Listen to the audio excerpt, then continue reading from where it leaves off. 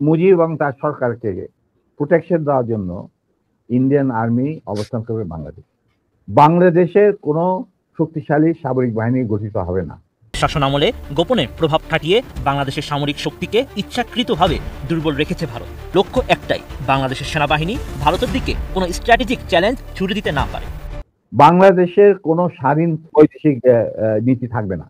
বাংলাদেশের শাসন ব্যবস্থা, আমলাতন্ত্র, শিক্ষা ব্যবস্থা, স্বাস্থ্য ব্যবস্থা। এখন বাংলাদেশের অবস্থা খুব ভালো, আমাদের অর্থনৈতিক অবস্থা ভালো, এখানে যারা আসেন তারা কাজকর্ম পেয়ে যাচ্ছেন। ভারতের অনেকেরই চাকরি টাকরির অভাব দেখা দিয়েছে, সেই কারণে হয়তো আসছেন। আর কিছু ফরিয়া লোক ওদের বলে যে বাংলাদেশে গেলে তোমরা বিনা পয়সায় খেতে পারবা।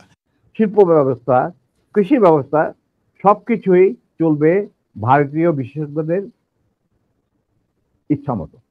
বাংলাদেশের পণ্য আমদানির সর্বোচ্চ 43% ভারত ও চীন থেকে আসে। সেই তুলনায় দেশ দুটিতে রপ্তানি খুবই নগণ্য, মাত্র 5%। তারা মুজিব বিরোধী কোনো মানুষকে বাঁচিয়ে রাখা হবে না।